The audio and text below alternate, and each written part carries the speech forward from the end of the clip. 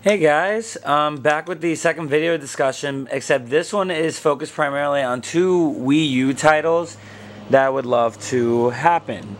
Title number one, we'll just go to Pokemon in this one.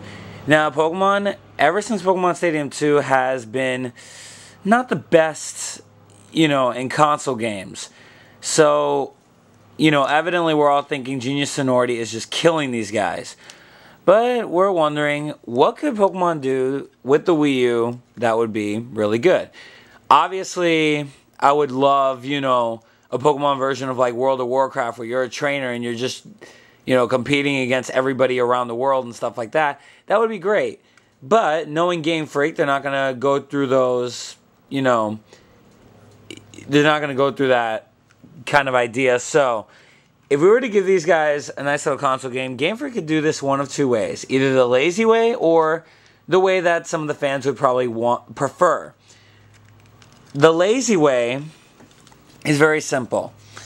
The lazy way would basically be bringing back the Pokemon Coliseum and XD, style of gameplay where it's an adventure, or in this case you could pick a male or a female and you got to capture a bunch of shadow Pokemon.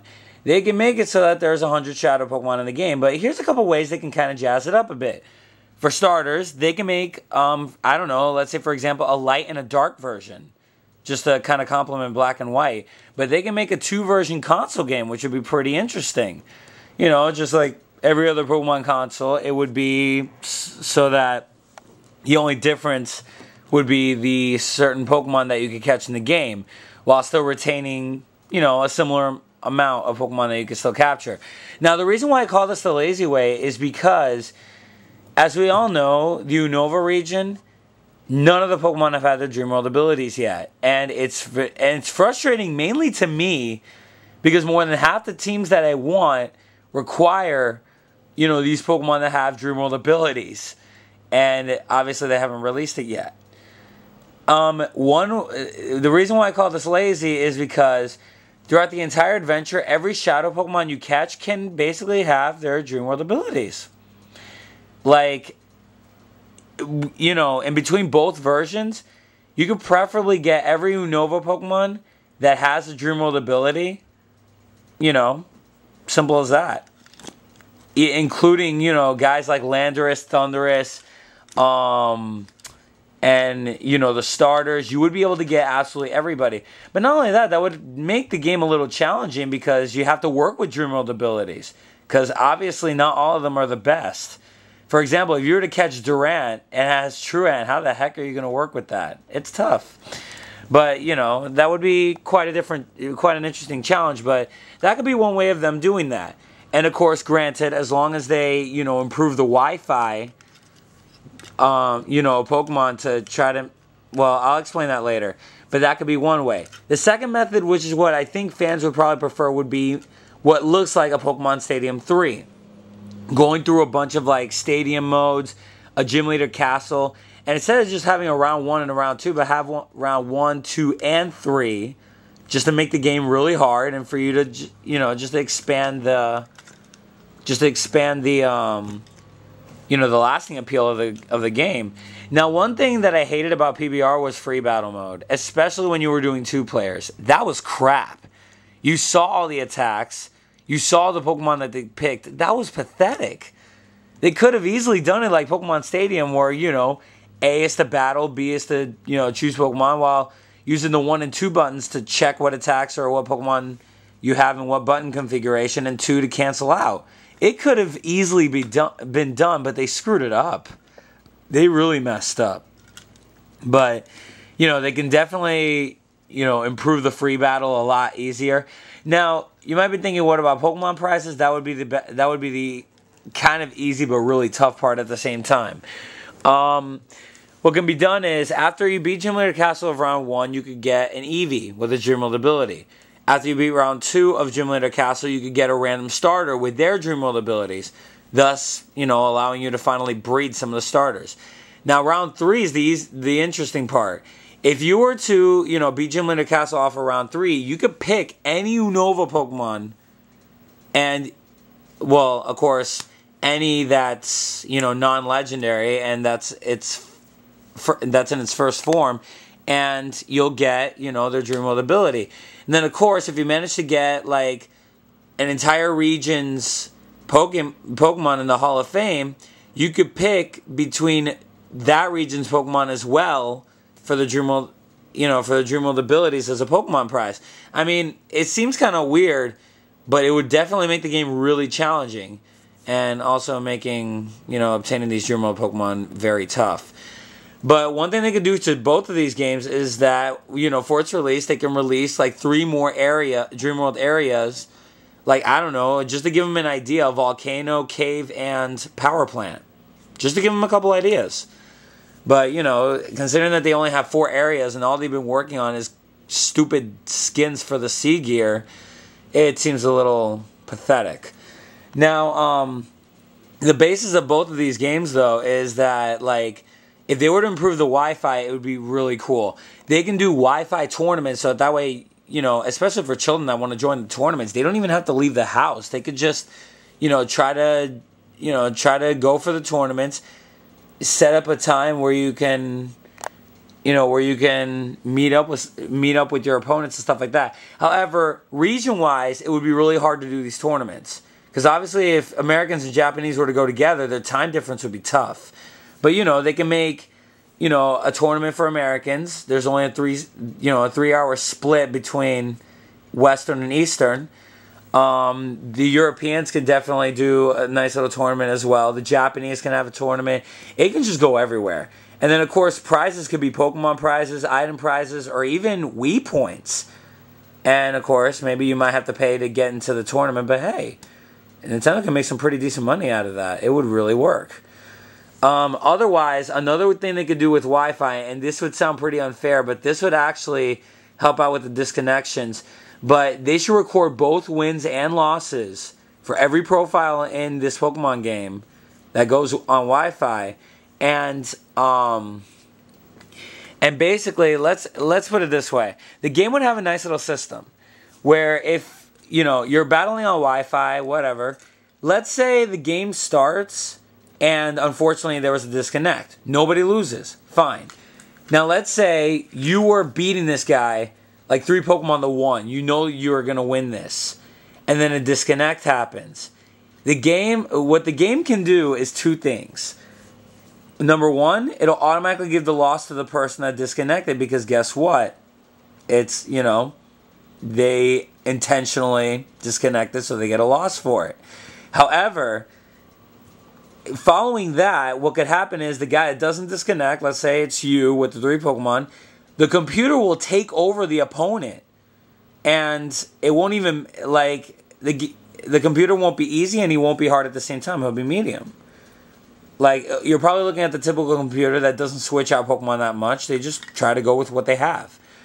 And, you know, you'll still be able to, you know, if you win, you get a win. If you lose, you get a loss. But regardless, at least the disconnect won't necessarily end the battle. You'll be able to, you know, continue battling until you're done, and then bam. That would help a lot. And not only that, that would also give the disconnectors something to think about before they even disconnect. Just take the loss or just give up. That's why the give up button was invented. Now, in terms of Wi-Fi, it is really tough to throw in triple battles and rotation battles all on Wi-Fi, because you don't even know who's going to be online. That's the interesting part. I mean, having 4 different battle modes might make the game a lot harder to look for an opponent. I mean, to me, I would prefer rotation and triples happening only on friend matches while retaining just singles and doubles on random. But I don't know. I'm not sure about that. I would probably at least put triple battles on there, but maybe not rotation battles. Because to me, rotations is like singles, only you don't use a turn switching, and sometimes that could just screw up the prediction value there. I don't know. But this is why this is a discussion vid. You guys can definitely talk about that. But this is just my opinion. I would definitely respect all of your opinions as well. Now, that's my idea of the next Pokemon game. Again, it should be for the Wii U, just to benefit from 2 things: the HD graphics and the enhanced Wi-Fi. And also, you know, the whole tablet thing would be really cool, especially for free battle. Because, like, for example, if, let's say, you and your you and your brother are battling on Pokemon, and your dad or your older brother or sister wants to watch like a drama or some sports game, you could transfer the entire battle to two Wii U tablets, hoping that the system could support more than one tablet.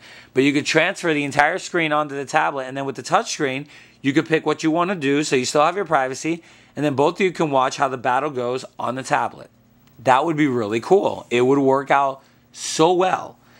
But regardless, the next Pokemon console game should either do an RPG or Stadium 3, but the Wi-Fi should be the same no matter what they go with. Like that Wi-Fi that I just discussed with you about should be exactly like that.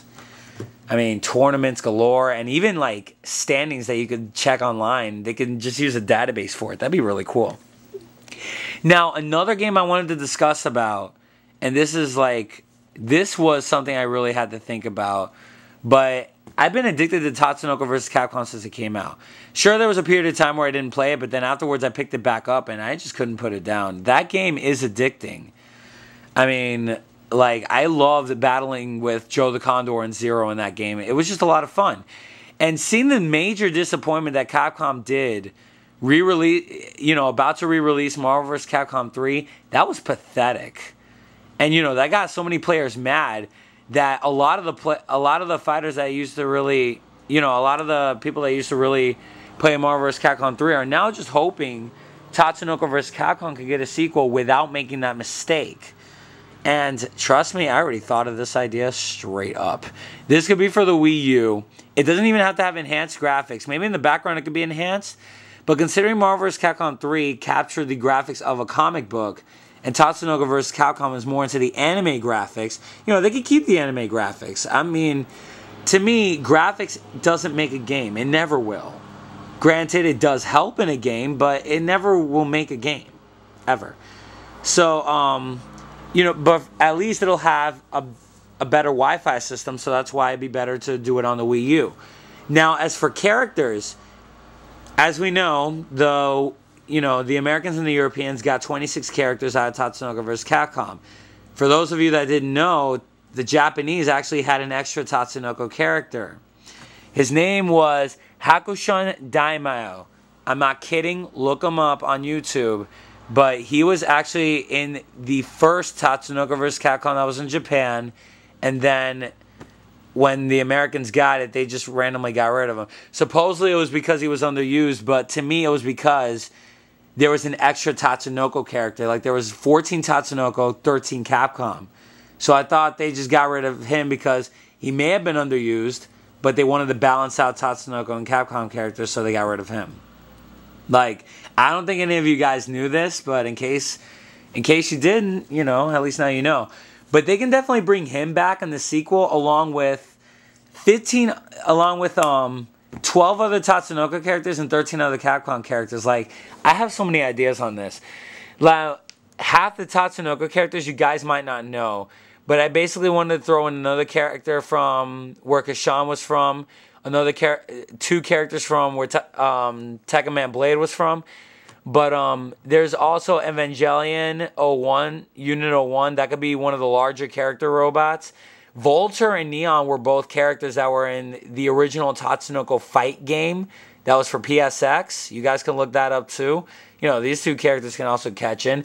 Another character from Gotcha Man, Jimmy the Falcon, could be on there.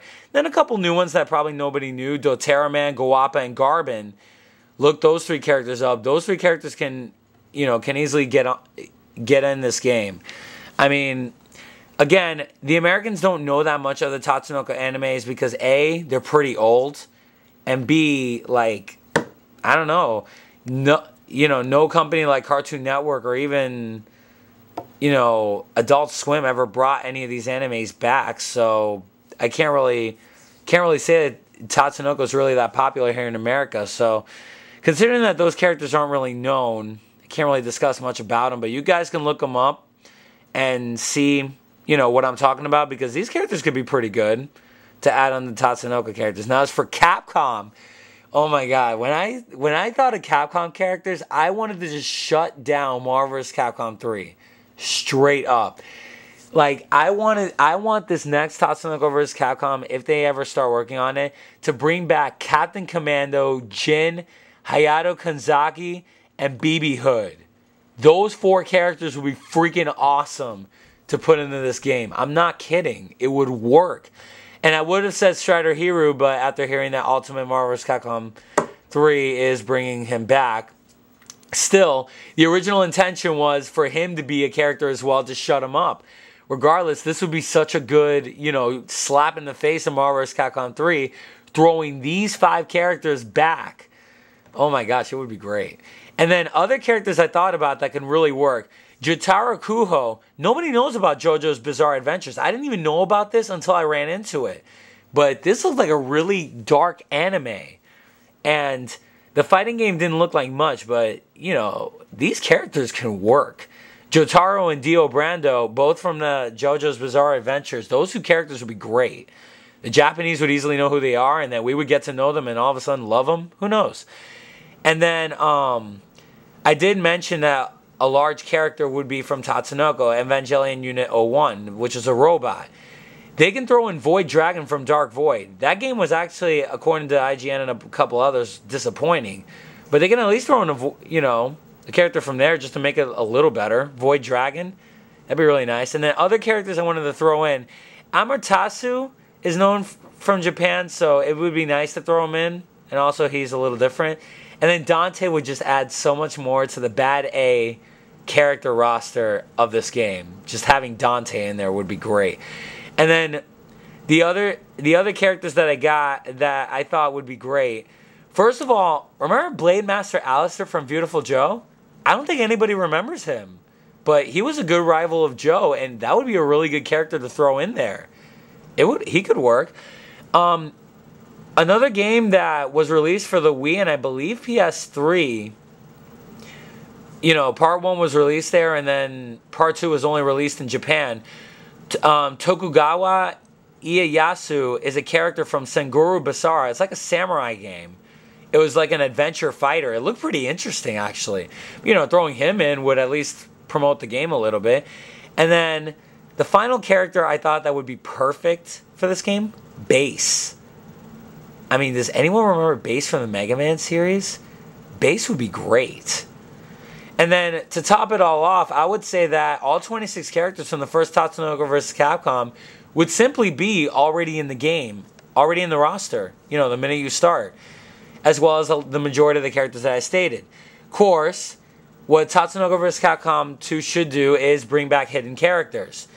I mean, I have 4 from Tatsunoko and 4 from Capcom. It'd be simple.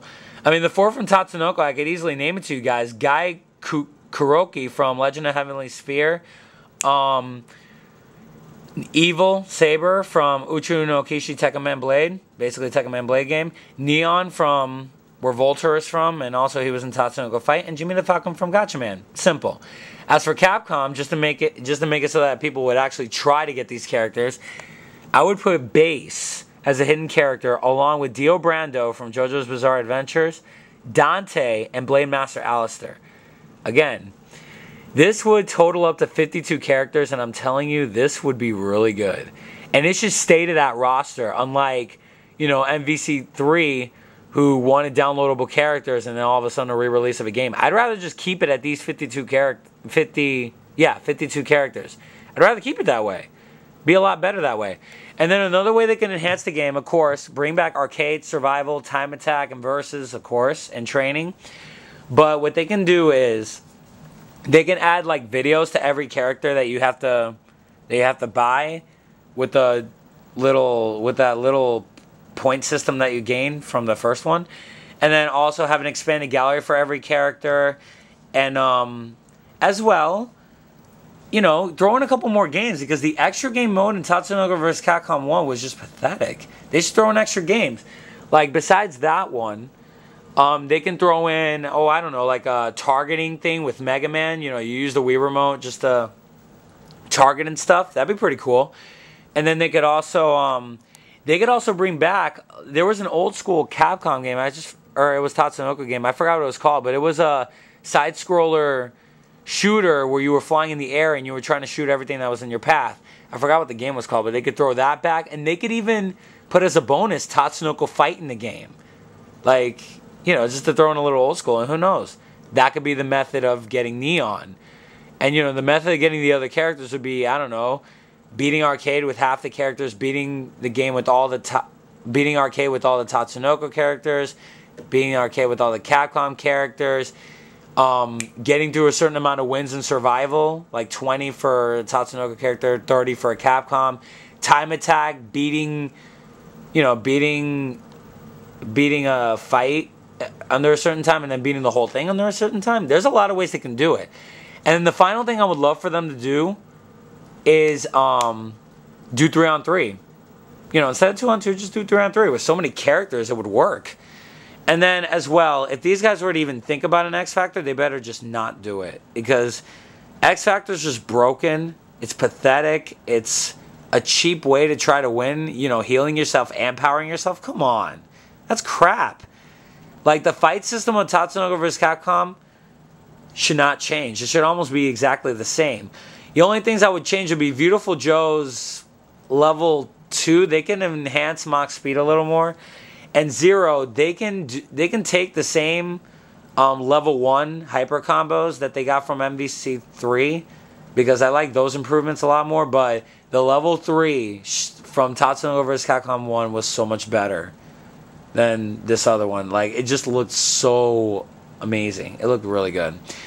But, you know, this game would really work. The new enhanced system, icons, everything. This game would seriously work for the Wii U. No joke. I would love this game to come out.